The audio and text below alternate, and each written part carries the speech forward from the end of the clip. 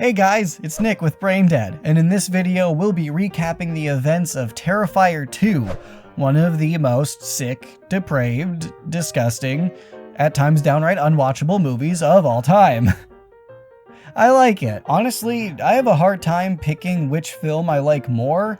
They both have some very glaring flaws, at times very opposite flaws, which I will talk more about after the recap. But what I will say they both get right is the gore. No complaints there in either film, and honestly, I feel like 2 steps it up a bit. It's bloody, it's over the top, it's gonna be censored all to hell, and it is aplenty. Let's get into it. Into the movie, that is, not into a bunch of gore. The movie opens right where the last one left off, with Art being resurrected by some kind of evil force and attacking the coroner that was assigned to examine his body. He, of course, brutally kills the man, also stealing some medical supplies and cash. Now soaked in red, Art makes his way over to a laundromat to clean his bloody, disgusting clothes. As he's waiting there, he spots a little pale girl version of himself who is just as vile as he is, shitting all over the floor. Take that, The Exorcist. They become immediate friends, playing patty cake while another patron watches. My God, he's finally lost it. So, the girl is most likely the embodiment of the evil force that resurrected Art. We'll see more of her backstory later. 1 year later, Sienna Shaw is putting some finishing touches on her homemade Halloween costume, then heading down for dinner with the rest of the new protagonist family, including her little brother Jonathan and mother Barbara. Dad Shaw is not in the picture anymore, as he died from a brain tumor the previous year. Barbara asks John what he's gonna be for Halloween, to which he responds, the Miles County Clown, aka Art the Clown. Which, like, what the fuck, dude? Do you have any idea how insensitive that is? I think you're both overreacting. Hey, shut up, you freak!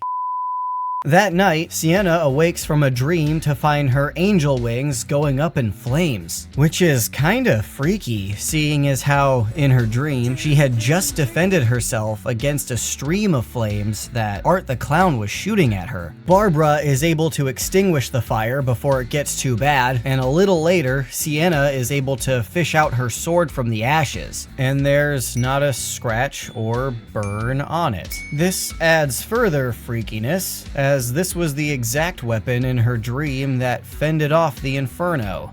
Weird. The next morning at school, Jonathan's friends find a dead possum behind a dumpster. I'm gonna poke him with a stick. John is unamused. However, later in class, he asks to be excused and, while on his way to the drinking fountain, finds Art and his new partner in crime playing with the deceased rodent. Running away in fear, he bumps into a teacher who, upon investigation, finds Mr. Possum and puts 2 and 2 together. Jonathan gets suspended for the vandalism, and of course is grounded. Sienna doesn't seem to be having all that much better of a day, suffering a panic attack after hearing about poor Monica Brown. And I'll just spoil this right now, it's confirmed in the second Terrifier that Monica survived this attack, so yeah. Maybe be nice to people. After school, Sienna and her friend Allie go to Not Spirit Halloween to pick out another set of angel wings, since it's too late now to remake the ones that she was working on. And guess who they run into? His name is John Cena. John Cena could kick Art the Clown's ass. Art, who now seems to be stalking the Shaw family and anyone connected to them, follows Sienna to the checkout counter, where he intimidates her with hilarity. Stop! Please stop! Please!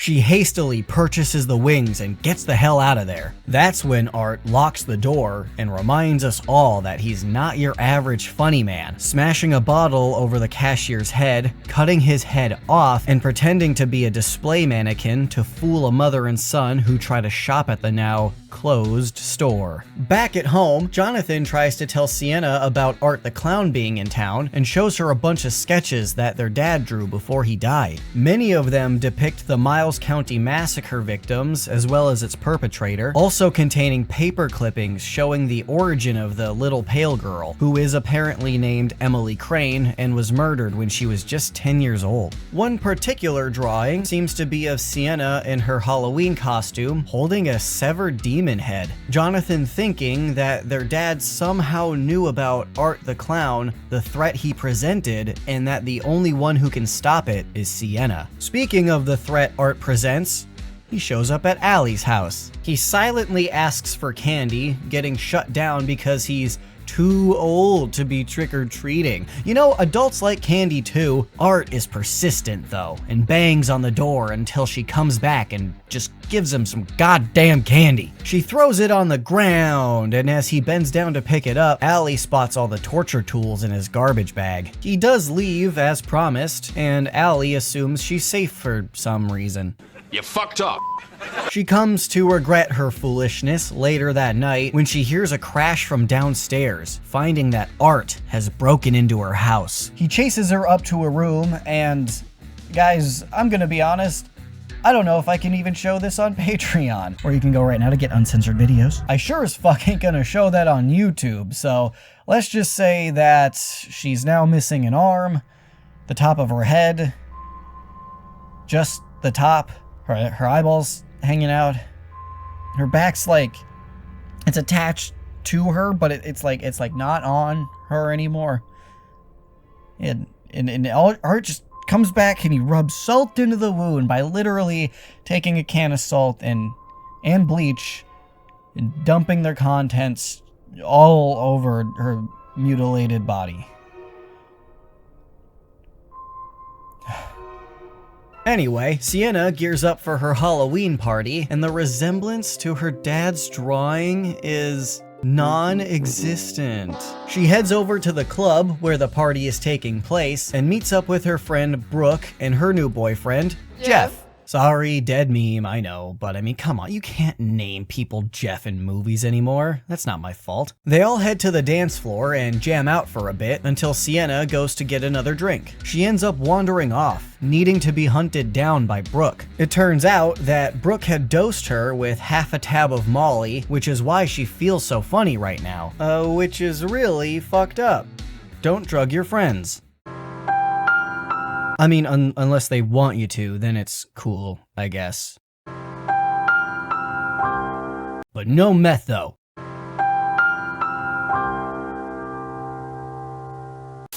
As they head back to the dance floor, Sienna sees that she has a bunch of missed calls from her mom and decides to call her back. He's dead, Sienna! Well, sounds like Art got another one. He covered the entire fucking car with shaving cream!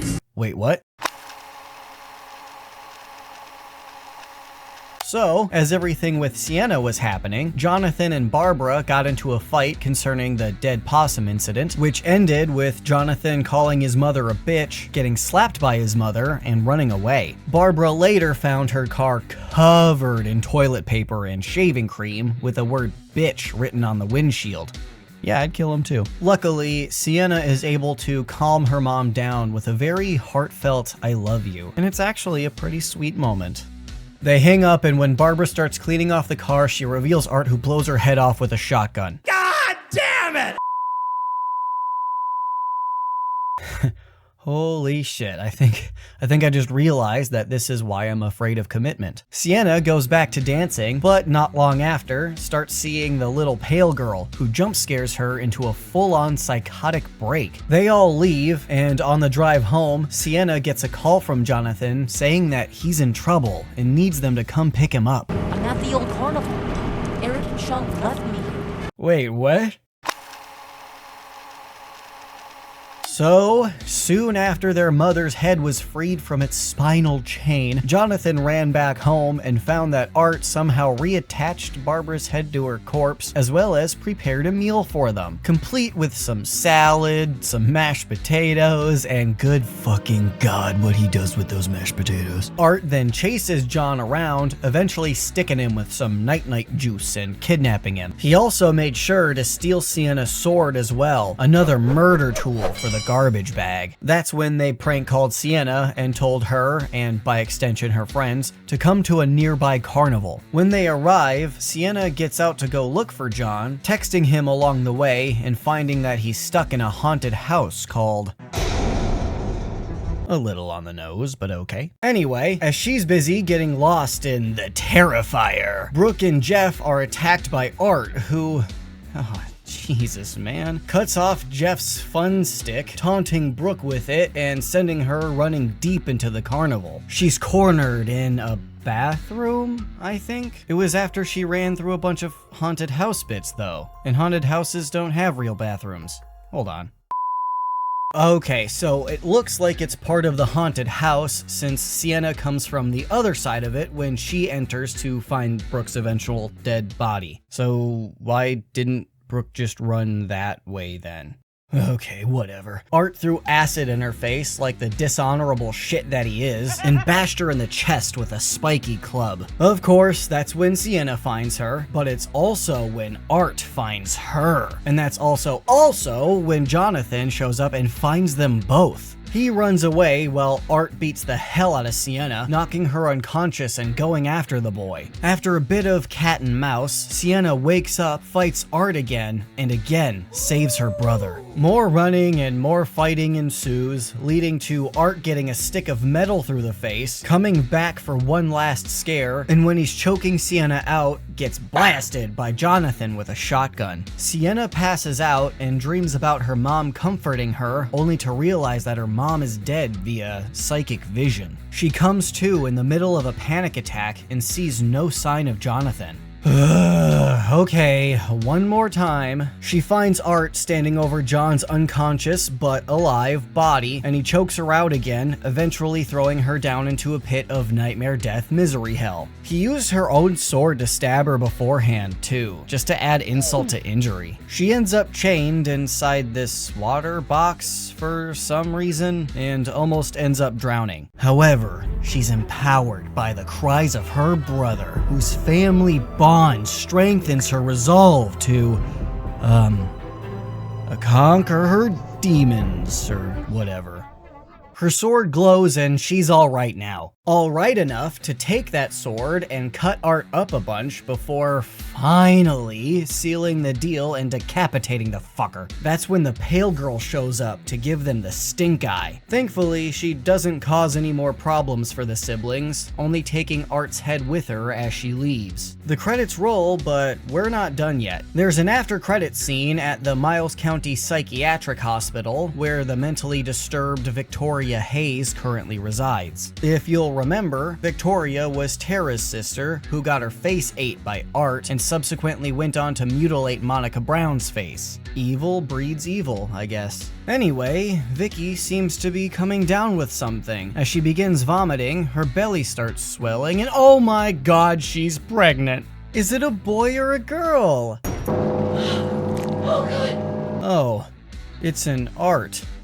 Gross. The movie ends with Victoria laughing maniacally and her one good eye glowing yellow, just like the pale girl's eyes.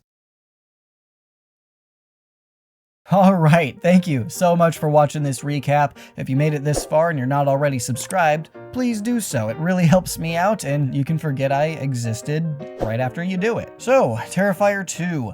I do like it a lot. Again, it's about the same quality as the first one, in my opinion, when it comes to at least the amount of flaws and like how egregious they are in each film. Where again, I'm basing this completely off of my entertainment value, and there are plenty of times in this movie where I'm just kind of bored, and that wasn't really a big problem in the first one. So it's like the polar opposite part of it comes where the first one had like no characterization of the characters, there was no story, not really any plot to it, and I really feel like they overcorrected in this movie, where Damien Leone, right? Like as if Damien Leone went, oh, you want characterization? You want plot? Well, here's way too much of it. He did take the criticisms of the first movie seriously and really did try to alleviate those for the second one. He just went a little bit overboard. And if he can just reel it in a little bit, I think Terrifier 3 will actually be a genuinely really good movie. There's so much potential here, but I don't want to just talk about the bad stuff. There's plenty of stuff to like, right? Once again, the gore effects, they're just top notch. They're fantastic. They really nail it on the head with these movies. And of course, we have to take a moment to appreciate David Howard Thornton's performance as the titular Terrifier. I mean, just fucking grand slam when it comes to him. They really lucked out when they got him to be Art the Clown. Like, not only does he pull off the creepy clown vibe, but his comedic timing is so good. Like, just that store scene when he's fucking around behind Sienna the whole time, it's hilarious. It's one of my favorite comedic scenes in horror, like, ever. He's just so good with his physical acting, because that's all it is. He's a mime, basically. He doesn't talk. So he does, like, a lot of movements, like, just subtle movements that make me laugh so much. For instance, the cashier scene when he is just buying that horn, and when he gets told the price and checks for his wallet, just when he does this, it makes me laugh every time. And I don't know why. I don't think it's, like, a generally funny thing. Maybe it's just a combination of the situation, me knowing who Art is, and I don't know, just something about the way he checks for his wallet. I laugh every single time I see it. But I also want to give props to the girl who plays Sienna. She does a really good job in this as well. I'm so sorry, I'm blanking on the name. It's like Lauren something. I'll put it on screen. I'll put it on screen. I'm so sorry, I forgot. But she does really good too, especially in the second half. I think the scenes that come to mind are the ones when she's in the car with Brooke and Jeff, and she's just like in the back seat kind of freaking out, like, I just want to go home. I feel it. I just want to go home. Just take me home. And the scene at the very end when she cuts Art's head off and she's just got this facial expression where it's like so angry and just full of hatred. And I see that face and I'm just like, I wouldn't fuck with you. And yeah, she just did an all-around really good job. I'm excited to see her in the third one, to see if she improved upon even what she did here. I have faith. Anyway, I don't have much else to say about it. If you want more of me, I got other videos on this channel. Otherwise, I have another channel for gaming live streams if you want to hang out. Otherwise, that's all I got for you for this one. So thanks for hanging out, and I'll see you guys again real soon. Okay, so this is just for the YouTube version. I fake blood. YouTube, all this, it's fake. It's not real. Please don't age restrict me. Please don't do whatever you guys thinking about fucking doing. Okay, this context. There you go. They got it. Everybody knows it's fake. All right, cool.